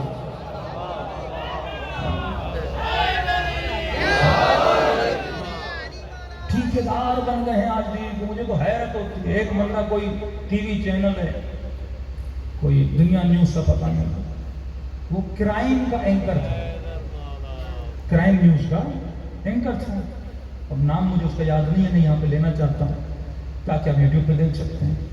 کرائم اینکر تھا, یعنی ٹی وی پہ آتا تھا اور رات کو جو لیٹ نائٹ فلاں جگہ پہ فلاں مر گیا, فلاں کی عزت لٹ گئی, فلاں چوری ہو گئی, یہ ہو گیا, یہ ایک رپورٹ کرتا تھا. یہ بندہ لاہور کا ہے, شاید پنجاب کا ہے. اب اس بندے نے داڑھی بڑھا لی, بال بڑھا لیے, سر پہ جنا ٹوپی رکھ لی, اور اس وقت بہت بڑا خطیب بھی بنا ہوا ہے, اور لوگوں کو امام زمانہ سے ملوانے کے دعوے بھی کر رہے ہیں. اب بندہ کرائم سے نکل کر جنت میں کیسے جائے گا؟ یہ اس کا حال ہے. بہن بھی خطیب بن چکی, خود بھی خطیب بن چکا, اور مجمع دیکھیے ایسے واہ واہ کر رہا ہے. تو جاہلوں کی کمی نہ کل تھی نہ آج.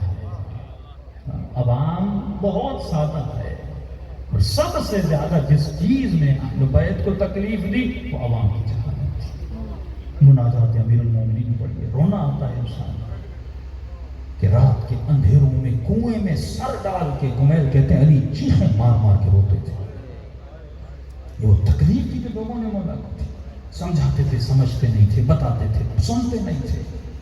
بنی اسرائیل نے اپنے ہاتھوں سے 70 نبیوں کے گلے کاٹے. یہ لوگوں کا مزاج ہے. یہ کب بنتا ہے؟ جب اس میں ضد آتی ہے. علی والا ضدی نہیں ہوتا, یہ یاد رکھیے. اگر ضد کی صفت آ گئی نا, حق سنو پھر بھی نہیں مانو, دل نہیں مانتا. یہ ضد جو ہے نا یہ بندے کو شیطان بناتی ہے. شیطان جانتا تھا حق آدم کے ساتھ 2 صفت یاد کریے کبھی علی والے میں نہیں ہوتی. ایک ضد کی صفت, دوسرا فرماتے ہیں علی والا اپنی غلطی مانتا ہے، جو نہ مانے وہ سب سے بڑا شیطان ہے۔ قرآن کی آیت اللہ کہتا تم نے آدم کو سجدہ کیوں نہیں کیا؟ کہتا رب بما اغویتنی، خدایا تو نے مجھے گمراہ کیوں کیا؟ اپنی غلطی اللہ پہ ڈال رہا تھا کہ خدا اگر تو نہ کہتا آدم کو سجدہ کر تو میں اس کی نوبت بھی نہ آتی، اگر تو مجھے نہ بولتا کہ آدم کو سجدہ کر، میں تو اچھی خاصی عبادت کر رہا تھا، تجھے مان رہا تھا، تو اللہ نے کہا نہیں صرف مجھے نہیں ماننا، میرے بنائے ہوئے کو بھی ماننا ہے۔ تو صرف امام زمانہ کو نہیں ماننا، جس کے لیے امام زمانہ نے بولا ہے اسے بھی ماننا ہے۔ تو یہ لائن تب سیدھی ہوتی ہے۔ ولایت اسی چیز، ولایت اطاعت کاملہ کا نام ہے، یا ولایت وسلموا تسلیمہ کا نام ہے، کہ مولا کے پاس آیا، مولا بڑے شیعہ ہیں، آپ تلوار کیوں نہیں اٹھاتے؟ امام نے کہا کہ محب ہے، شیعہ نہیں ہے۔ کہ مولا کیسی باتیں کر رہے ہیں، میرا پورا گاؤں آپ کا عاشق ہے، آپ کا چاہنے والا ہے۔ امام نے کہا ہیں پر یہ ضد کرتا رہا، مولا سمجھاتے رہے، بندہ ضدی کیسے سمجھے؟ امام سمجھا رہا ہے، نہیں اگر ہیں۔ اتنے میں امام کا ایک صحابی آیا، ہاں حمدان، جیسے آیا امام کو سلام کیا، امام نے جواب دیا، فوراً کہا کہ تنور جل رہا تھا روٹی بنانے کے لیے، یہ سارے مہمان آئے تھے، روٹی لگنی تھی، تنور گرم گرم۔ امام نے فوراً کہا کہ تنور کے اندر چلا جائے۔ اس نے یہ تک نہیں پوچھا مولا گناہ کیا کیا ہے، میں ملنے آیا ہوں اور آپ فوراً کہہ رہے ہیں آگ میں چلے جاؤ۔ اتنا بھی نہیں کہا کہ مولا اچھا جاتا ہوں، پہلے مہلت دیجئے، بچوں سے خدا حافظ کر کے آؤں، سامنے آ گئے، کچھ بھی نہیں۔ وَسَلِّمُوا تَسْلِيمًا، جو کہیں سر جھکا کے تعمیل حق کرو۔ فوراً تنور کے اندر گیا، امام نے دروازہ اوپر رکھ دیا، اسے دیکھا، کہا کہ ایسے شیعہ کتنے ہیں؟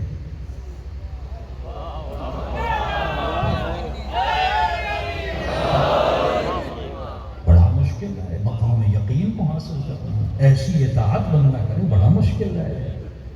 ہم سے 17 رکعت پڑھی نہیں جاتی، مولا فرماتے دن میں 51 رکعت شیعہ پڑھتے ہیں، ایسے شیعہ نہیں بنتا۔ اور جب کرو گے تو پھر جو لذت ملے گی نا، اس کا احساس خود کر لینا۔ امام نے کہا اتنے شیعہ کتنے آئے؟ کہنے لگا کہ مولا ایک بھی نہیں، مجھے بھی کہتے میں نہیں جاتا۔ اچھا امام نے کہا ان باتوں کو چھوڑ، تیرے گاؤں میں فلاں مومن بڑا قرض دار ہے، یہ کچھ پیسے لے لے، میری طرف سے اس کی مدد کر لینا۔ کہا جی مولا۔ کہا تیرے ہمسائے میں ایک مومنہ رہتی ہے، بڑی بیمار ہے، اس سے جا کر میری عیادت کر لینا، کہنا کہ امام نے تجھے سلام دیا۔ کہا جی مولا۔ کہا فلاں مومن کیسا ہے، فلاں مومن کیسے؟ امام اس سے باتیں کر کے پوچھنے لگے۔ مولا پوچھتے رہے، یہ بار بار تنور کو دیکھتا رہا، مولا پوچھتے رہے، یہ بار بار تنور کو دیکھتا رہا۔ جب امام نے زیادہ پوچھا نا، فلاں کیسا فلاں کیسا ہے، تو ایک مرتبہ دیش میں آیا، کہنے لگا مولا عجیب باتیں کر رہے ہیں، آپ کو ان کی پرواہ ہے جو میرے گاؤں میں ہے، اور یہاں اس کی پرواہ نہیں جو آگ میں جل رہا ہے۔ اتنے سکون سے پوچھ رہے ہیں وہ کیسا ہے، مولا اس کی پرواہ نہیں، میرا دل بیٹھا جا رہا ہے، یہ بیچارہ جل گیا ہوگا۔ امام نے کہا تجھے گھبرانے کی ضرورت نہیں ہے، یہ گیا کس کے کہنے پر ہے؟ کہ جا تنور کا دروازہ اٹھا۔ اس نے جیسے تنور کا دروازہ اٹھایا کہ جس طرح ابراہیم کے لیے آگ گل و گلزار بن گئی تھی، امام جعفر صادق کے صحابی کے لیے آگ گل و گلزار بن گئی۔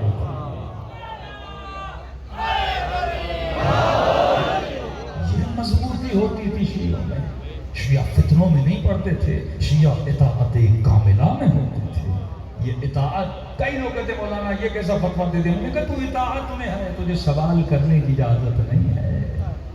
سوال وہ کرے جو اس علمی درجے پر ہو۔ ڈاکٹر پہ اعتراض کر سکتا ہے نا، تو کیسے کر سکتا ہے؟ ہاں؟ آج تک بندے نے ایک ڈاکٹر سے نہیں پوچھا کہ ڈاکٹر صاحب یہ پیناڈول کیوں لکھی، پونسٹان لکھ دیتے میرے لیے۔ وہ کہے گا بھائی تجھے آتا ہے تو خود جان، میرے پاس کیوں آتا ہے؟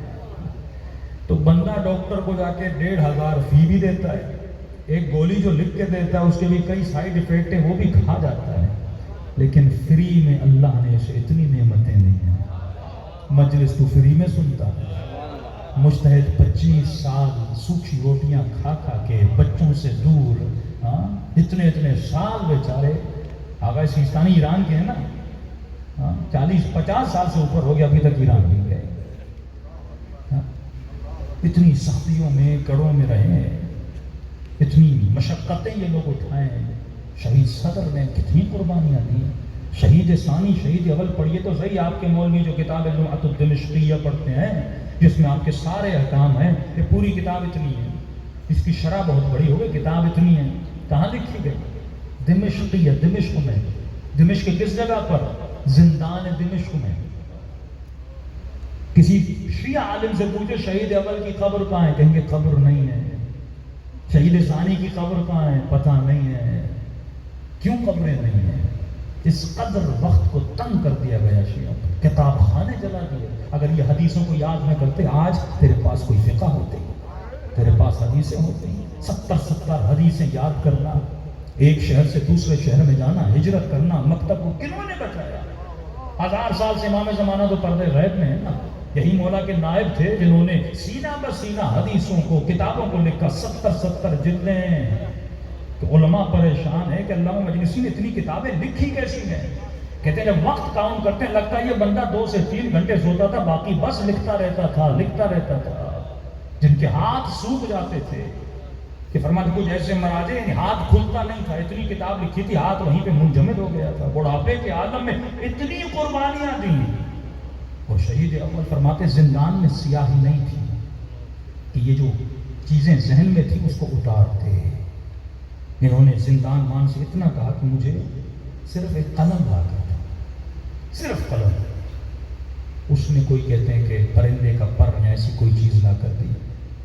اس شہید نے اپنا خون نکالا، اپنے خون سے لمعہ کی کتاب کو زندہ کی دیوار پہ لکھا۔ اسے پتا تھا یہاں جو بھی آئے گا کوئی نہ کوئی شیعہ آئے گا، کوئی عالم آئے گا۔ پھر دوسرے شہید ثانی آئے، انہوں نے اس کو اتارا، اس کے بعد شیعوں تک پہنچایا۔ ان کو مارا گیا، دمشق کی گلیوں میں گھمایا گیا، لاشیں کو جلایا گیا، اس قدر ان کے اوپر فشار آیا، تب جا کے یہ نعمتیں آپ تک پہنچی ہیں۔ اور آج اے سی کے روم میں بیٹھ کر بڑی آسانی سے بندہ بول دیتا ہے، ایک سوشل میڈیا پہ ویڈیو بنا کے انہی مراجع کو گالیاں دی جاتی ہیں۔ یہ تو ان کو گالیاں نہیں دے رہا، اپنے امام کے فرمان کو برا بھلا کہہ رہا ہے، تو مکتب کو نقصان دے رہا ہے۔ اصل ہے بقاء مکتب، بقاء مذہب۔ اور مولا فرماتے انی اکرہ لکم، میں علی پسند نہیں کرتا ان تکونوا من السبابین۔ جنگ صفین میں یہ بھی ایک بڑا واقعہ ہے، مجلس کا وقت کافی لمبا ہو گیا۔ جنگ صفین میں لشکر معاویہ کو پتا تھا جو علی کے ساتھ ہیں ان کے دلوں میں 2 خلیفوں کی محبت ہے، خلیفہ اول خلیفہ ثانی۔ مولا کے ساتھ جتنے تھے وہ محبت کرتے تھے ان سے، ان کو پتا تھا۔ تو کہا کہ ایک کام کرو، اب علی کے لشکر میں جھگڑا ڈلواؤ۔ کیسے؟ کہا جو علی سے محبت کرتے، لشکر میں مکس تھا نا، مالک بھی تھا، عمار بھی تھا، کچھ ایسے تھے جو خالصتاً مولا سے محبت کرتے تھے، اور کچھ ایسے تھے جو خلفاء کو بھی مانتے تھے اور علی کو بھی ایسا خلیفہ مولا کو مانتے تھے۔ تو اب ایسا کرو کہ ان کو وہ باتیں یاد دلاؤ جو ظلم علی کے ساتھ ہوئے تھے، کہ فلاں نے علی کے ہاتھوں میں رسیاں باندھی، فلاں نے علی کے گھر پہ حملہ کیا تھا۔ کہتے جب یہ جوش میں آئے تو جواب دینا چاہتے تھے، مولا نے یہاں آ کر کہا وہ جو بولے بولتے رہے لیکن میں پسند نہیں کرتا تم گالیاں دو۔ علی والا گالی نہیں دیتا۔ آج یہ گالیوں کا انبار، تو میں اس شیعہ کو کہتا ہوں جو گالی دیتا ہے تو پہلے یہ بتا تو علی کا ماننے والا ہے یا امیر شام کا ماننے والا ہے؟ مولے مولا کی زندگی سے ایک خطبہ، ایک لائن دکھا کہ میرے مولا نے گالی دی، اپنے بڑے سے بڑے دشمن کو علی نے گالی نہیں دی، کیونکہ جب تو گالی دیتا ہے تو نجس ہو جاتا ہے، اور نجس بندہ، نجس زبان کبھی اپنی زبان سے ذکر حسین کرنے میں کامیاب نہیں ہوتی، وہ لذت نہیں ملتی۔ ظالم پتھر مار رہے تھے، لیکن ننھی سی بچی نے جب ہاتھوں کو بلند کیا اور کہنے لگی کہ پھپھی اماں، جب ناقے صالح کو بنی اسرائیل نے ذبح کیا تھا تو جو اس کا بچہ تھا اونٹنی کا، وہ پہاڑی کے اوپر گیا اور اس نے اس قوم کو بد دعا دی تھی. کہنے لگی پھوپھی اماں یہاں پہ کوئی ناقے صالح نہیں ہو، نبی کے نوا سے حسین کا سر کٹا ہے، یہ ظالم اسے پتھر مار رہے ہیں. پھوپھی اماں اگر اس اونٹنی کی دعا قبول ہوئی تو کیا سکینہ کی دعا قبول نہیں ہوگی؟ ایک مرتبہ جب دعا کے لیے ہاتھوں کو بلند کیا تو بی بی زینب نے کہا سکینہ بد دعا نہیں ہے. یہ کردار ہے اہل بیت کا، یہ اخلاق اہل بیت ہے کہ گالی کا جواب علی والا گالی سے نہیں ملتا. یہ محبتوں کا مکتب ہے، یہ ادب کا مکتب ہے. یا خلاصہ کروں یہ عباس کا مکتب ہے. اتنا ادب غازی عباس کو، اتنا ادب کہ فرماتے ہیں جب امام حسین نے عباس کا سر گود میں رکھا تو کیا دیکھا؟ غازی عباس رو رہے ہیں. وہ غازی جسے حسین نے کبھی روتے ہوئے نہیں دیکھا. پر میں عباس رونا تو حسین کو چاہیے، تو کیوں رو رہا ہے؟ حسین نے عباس جیسا بھائی کھویا ہے. رو کر کا مولا حسین اپنے لیے نہیں رو رہا، آپ کی غربت پہ رو رہا کہ کچھ بھی ہو لیکن اس وقت میرا سر آپ کی گود میں ہے. یہ سوچ کے رو رہا ہوں کہ آپ کا سر کس کی گود میں ہو جب کوئی رہا ہی نہیں. خدا کی قسم حسین کا سر کسی کی گود میں نہیں تھا، سینے پہ شمر سوار تھا. 70 قدموں سے بہن دیکھ رہی تھی، رو رو کے کہہ رہی تھی ظالم میری اماں زہرا نے چکیاں پیس پیس کے باندھا. اے خدا میرا حسین اس قابل تو نہیں تھا، اس پہ گھوڑے دوڑائے. ادب تھا جس نے عباس کو عباس بنایا. آئیے آج خدا کو غازی عباس کا واسطہ دیں. امام زمانہ بھی فرماتے ہیں مجھے اپنے عباس کے مسائل بڑے پسند ہیں.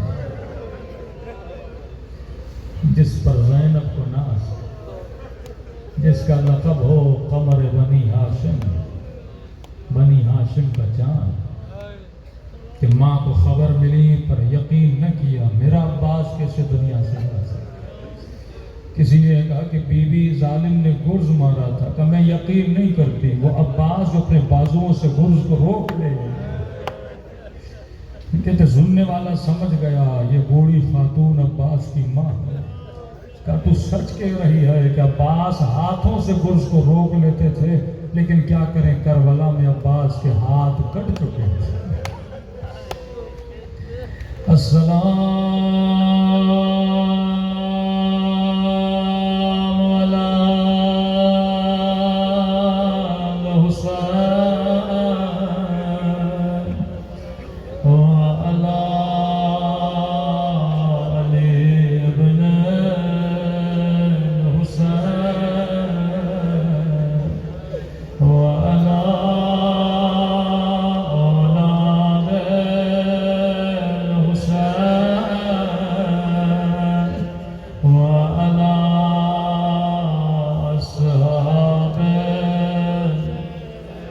حسین کی صدا گونجنی چاہیے.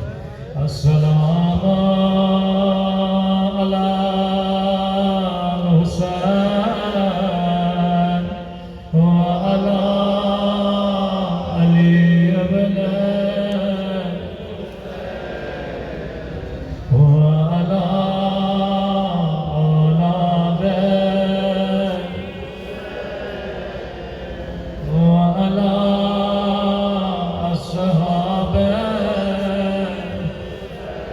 سب مل کے السلام وعلی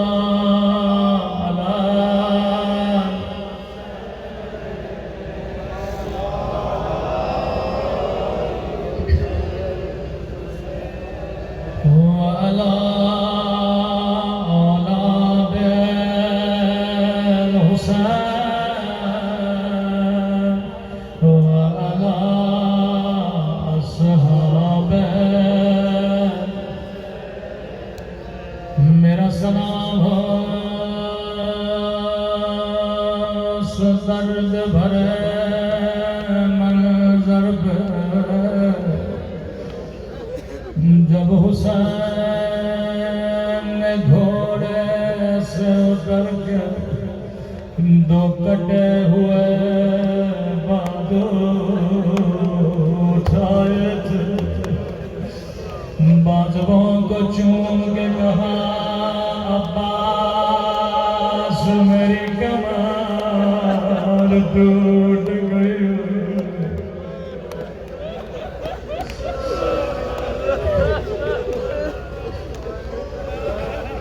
اے خدا آج کی رات میرے گناہگار ہاتھوں کو نہ دے تجھے عباس کے کٹے ہوئے بازووں کا واسطہ ایک ظاہرہ کشمیری کے پاس آیا کہنے لگا قبلہ غازی عباس کی قبر ٹوٹ گئی ہے کچھ مزدوروں کو بھیجیے قبر کی مرمت کرنی ہے قبلہ نے کہا مزدور کیوں بھیجوں میں خود آؤں گا اپنے ہاتھوں سے قبر بناؤں گا اللہ آپ کو اس قبر کی زیارت کراوے کاکن طالب علموں کے ساتھ قبر بنانے پہنچے قبلہ نے ابا اتارے جورابے اتارے سرداب کے نیچے جو اصلی قبر ہے یہاں قبر بنانا شروع کی ایک ظاہر رو کے کہنے لگا قبلہ میں نے سنا تھا عباس کا قد بڑا تھا جس کا قد بڑا ہو اس کی قبر بچے جتنے آج اللہ کہتے مجھے بھی پتا نہیں تھا میں نے بھی کبھی یہ سوچا نہیں تھا میں نے کہا مجھے ایک دن کی مہلت کہتے پوری رات رویا میں نے کہا مولا بتائیے عباس کی قبر چھوٹی کیوں کہ خواب کے عالم امام زین العابدین کو دیکھا کہا میرے شیعوں کو بتانا کبھی تو نے سوچا عباس کی قبر حسین سے اتنی دور کیوں میں جنازہ اٹھانے گیا تھا تاکہ عباس کو بھی حسین کے ساتھ دفن کروں لیکن میرے اداکاروں جب جنازہ اٹھانے گیا میں نے ہاتھوں کو ٹانگوں کے نیچے دیا جیسے اوپر کیا ٹانگیں اوپر آ گئے میں نے ہاتھوں کو سینے کے نیچے دیا جیسے اوپر کیا سینہ اوپر آ گیا کہ مولا کیا کہنا چاہتے ہیں فرمایا عباس کی لاش کے ٹکڑے ہو گئے تھے میں نے گٹھڑی میں جمع کیا اور وہیں پہ عباس کی قبر بنا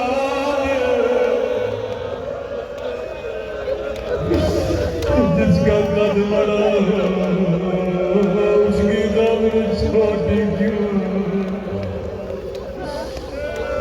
بڑی محبت کرتے تھے حسین غازی لیکن سب سے زیادہ جس کو ناز تھا حسین کو ناز تھا آئے مولا حسین اب مجھ سے برداشت نہیں ہوتا جب جب سکینہ اگر کہتی ہے چچا پیاسی ہوں بار بار کہتا ہوں سکینہ میں تیرے لیے پانی لاؤں گا مولا آپ کو اجازت دیجیے میں جنگ نہیں لڑوں گا بس پانی لے کر آؤں گا اب مجھ سے اصغر کا رونا دیکھا نہیں جاتا اب مجھ سے سکینہ کا تڑپنا دیکھا نہیں جاتا فرمایا عباس میں تجھے روکتا نہیں لیکن زینب کو تجھ پہ بڑا ناز اگر زینب اجازت دے سمجھو حسین اجازت دے کیونکہ جب تک عباس سے بھی زینب فرماتی تھی بیویوں گھبرانے کی ضرورت نہیں، کس کی جرت ہے خیموں کو آگ لگا، کس کی جرت ہے تیری چادر اتار، کس کی جرت ہے سکینہ کو تماچے مار، کیونکہ عباس زندہ ہے۔ خیمے کے در پہ آئے، بڑے ادب سے کہا آقا دادے غلام آیا ہے۔ بی بی زینب نے کہا عباس اندر آ جا، جیسے تو نماز میں بیٹھتا ہے ایسے زانو ادب لگا کے بیٹھ گئے۔ ابھی کچھ کہا نہیں تھا، زینب چہرہ دیکھ کے سمجھ گئے، فرمایا عباس میں سمجھ گئے کیوں آئے ہو۔ کہا آزادی سکینہ پیاسی ہے، کہ عباس میں تجھے روکتی نہیں، لیکن جانے سے پہلے میری کچھ باتیں سن سجا جی میری بیوی۔ کہ عباس شہر کوفہ تھا، حکومت بابا علی کی تھی، میرا قافلہ شہر کے باہر رکا تھا، بابا نے فرمایا حسان رات ہونے دے، دکانیں بند ہونے دے، لوگوں کو گھروں میں جانے دے، پھر زہرا کی بیٹی کو لانا۔ عباس رات ہو گئے، دکانیں بند ہو گئے، آدھی رات کا وقت ہوا، میرا بابا خود میرے سربال کے لیے آیا۔ عباس بابا نے اونٹ کی مہار کو تھاما، یہاں میری سواری چلی، تھوڑی دیر گزری تھی، بابا نے کہا زینب ذرا ہماری کا پردہ ہٹانا۔ عباس میں نے پردہ ہٹایا، بابا نے کہا زینب غور سے دیکھو، یہ کوفے کا بازار ہے۔ یہ باتیں عباس کر رہے ہیں، زینب غور سے دیکھو یہ کوفے کا بازار ہے۔ میں سوچ رہی تھی عباس بازار مجھے کیوں دکھا رہے، پھر سواری آگے بڑھی، پھر کہا زینب بیٹا ذرا ہماری کا پردہ ہٹانا، یہ کوفیوں کے گھروں کی چھت ہے۔ عباس اب بھی سمجھ نہیں آئی، پھر بابا نے کہا زینب ذرا ہماری کا پردہ ہٹانا، جیسے میں نے پردہ ہٹایا کہ زینب غور سے دیکھو یہ کوفے کا چوک ہے۔ عباس میری سمجھ میں نہیں، میں نے کہا بابا بازار دکھانا ہے، حسن کو دکھائے، چوک دکھانا ہے، عباس کو دکھائے۔ عباس بابا نے سواری بٹھائی، بابا آنکھوں سے آنسو جاری تھے، کبھی میرے ہاتھوں کا بوسہ دینے لگے، کبھی میرے سر کو چومنے لگے، رو کر کا زینب یہی بازار ہوگا، وہ تیرے سر پہ چادر نہیں ہوگی، وہ تیرے ہاتھوں رسیاں ہوگی۔ عباس میں نے کوئی اعتراض نہیں کیا، بس میں نے ایک سوال کیا، میں نے کہا بابا آپ امام ہیں، آپ علم غیب جانتے ہیں، لیکن بابا زینب بھی ایک سوال کرنا چاہتی ہے جی میری بیٹی زینب۔ بابا جس بھی بہن کا ایک بھائی ہو اس کا بھی کوئی نام نہیں لیتا، بابا اللہ نے مجھے 18 بھائی دیے، اللہ نے مجھے حسن دیا، اللہ نے مجھے حسین دیا۔ عباس بابا نے کہا زینب حسن نہ رہے گے، زینب حسین نہ رہے گے، زینب عباس نہ رہے گے۔ بی بی زینب نے کہا عباس کھڑا ہو جا۔ اب دیکھو بی بی زینب نے کیسے خدا حافظ کیا، دونوں باہیں عباس کے گلے میں ڈالی، رو کر کا خدا حافظ عباس۔ اب میں زینب سمجھ گئی، وہ میرے ہاتھوں میں رسیاں بندھنے کا وقت قریب ہے، او میری چادر لٹنے کا وقت قریب